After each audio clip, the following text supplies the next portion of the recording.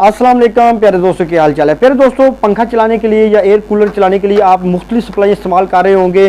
जिस तरह के ये लोहे वाली बॉडी वाली सप्लाई है, जिस तरह ये प्लास्टिक की सप्लाई है या किसी भी किस्म की। दोस्तों इसके अंदर इस तरह की किटें लगी होती हैं, ये जो है ना अडाप्टर टाइप की। तो दोस्तों इसमें ज़्यादातर एक मसला आ रहा है आजकल बहुत ज़्यादा कि ये थोड़ी सी अगर आउटपुट पर तारे वगैरह टच हो जाए तो ये जल जाती है, या जो ओवरलोडिंग आ जाए तो फिर भी ये जल जाती है। दोस्तों बहुत सारे मसले हैं जिसकी वजह से ये सप्लाई बार बार जल जाती है। तो मैं आज आपको एक कमाल की ट्रिक बताने वाला हूँ। आज आपने आपके पास सेकंड हैंड सप्लाई है या नहीं है, आपने इसके साथ जनाब ऐड कर देनी है। तो इंशाल्लाह आपकी सप्लाई जो है ना किसी भी किस्म की कोई फॉल्ट नहीं बनाएगी, क्योंकि जो ये तरीका मैंने खुद चेक किया हुआ है। मैंने कहा चलो दोस्तों के साथ शेयर कर देते हैं। दोस्तों मैं मोहम्मद सीर और आप देख रहे हैं सी टेक्निकल ऑलराउंडर।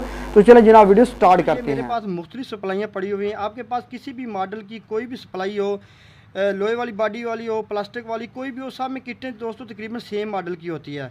तो दोस्तों आपने क्या करना है, आपकी सप्लाई बिल्कुल न्यू है या पुरानी है, आपने ये फार्मूला ज़रूर आजमाना है। इंशाल्लाह आपकी सप्लाई जो है ना झटकों से भी बच जाएगी, ओवर वोल्टेज जो बिजली का लगता है उससे भी बच जाएगी, और आगे जो तारें वगैरह आउटपुट पर टच वगैरह हो जाती हैं तो सप्लाई ब्लास्ट हो जाती है, तो उससे भी महफूज रहेगी। दोस्तों आपने क्या करना है, जैसे कि ये सप्लाई है मेरे पास, आपने क्या करना है, आपने जनाब इस कैपेसिटर जो है ना मेन इसका ये 250 वोल्ट 120 यूएफ का है। अगर आपका 450 वोल्ट का लगा हुआ है तो आपने उसके साथ भी यही फार्मूला इस्तेमाल करना है। आपने जनाब क्या करना है, इस कैपेसिटर की जो पॉजिटिव साइड है ना, ये जो वाइट साइड होती है ना, ये पट्टी वाली, ये नेगेटिव होती है और ये पॉजिटिव। आपने इसकी जनाब एक पिन जो है ना उसको आपने काट देना है, ठीक है ना। आपने इस पिन को किट से लैदा कर देना है इस तरह, ठीक है। अब जनाब इस पिन को आपने काट देना है, और अब आपने क्या करना है, आपने एक कैपेसिटर लेना है 50 वोल्ट 330 यूएफ का थोड़ा बहुत कमी पेशी हो गई कोई मसला नहीं, लेकिन आपने वोल्ट जो है ना वो 50 ही रखने हैं।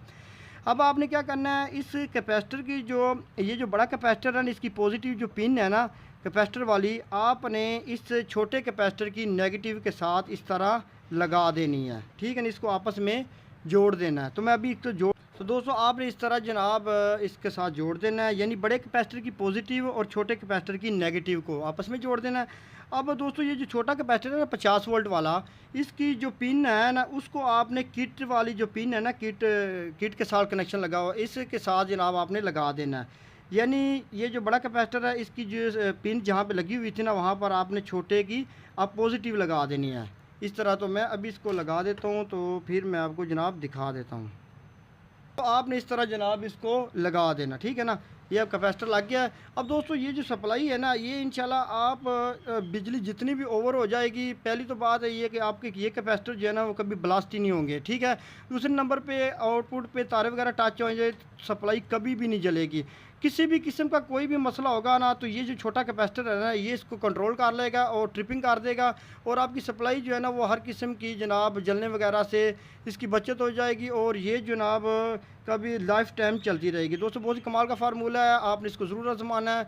तो दोस्तों इंशाल्लाह मज़ीद वीडियो भी इस तरह की टॉपिक पर बनाऊँगा, और जनाब हमारे चैनल को करें सब्सक्राइब, और मुझे दी इजाज़त। अल्लाह हाफिज़।